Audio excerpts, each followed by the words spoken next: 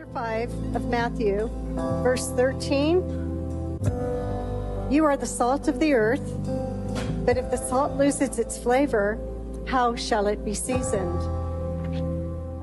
It is then good for nothing but to be thrown out and trampled underfoot by men. So God's been speaking to me about salt for the last several months. And I've learned a couple of things about salt. And the first thing I'm going to tell you is we all know it as a preservative, correct? You all say it is. Salt preserves things. We can pour it on meats and they'll last a lot longer, right? But eventually they won't last, right? It's not going to preserve it till the end of time. But at some point, the salt will no longer be effective as a preservative. So what salt actually does is it slows decay. I want you to think about that. Salt slows the inevitable decay. And as Christians, we're called to be the salt. We slow the inevitable decay because we know how this book ends. We know what's coming. But our involvement in all spheres of I don't care if we're talking about government, education, entertainment, all the different spheres, our involvement slows the inevitable decay in this world. It's going to happen, but we slow it down. The second thing I want to talk about is it says, if it loses its flavor, if we lose our flavor, what does that mean? How does salt lose its flavor?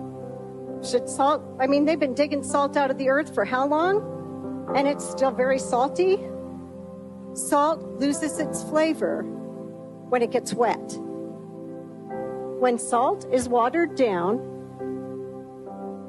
it loses its ability to season. Think about that.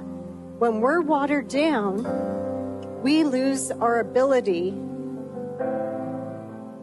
to season the world, to make a difference, to make things more palatable.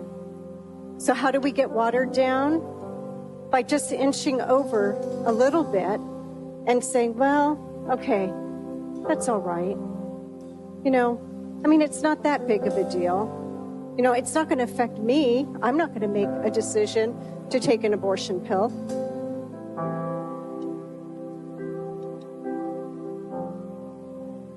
But someone we know might.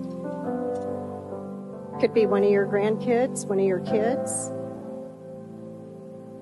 When we give in on issues that we know are morally wrong, when we don't live for the Lord and try to be imitators of Him, we're never going to get it 100%.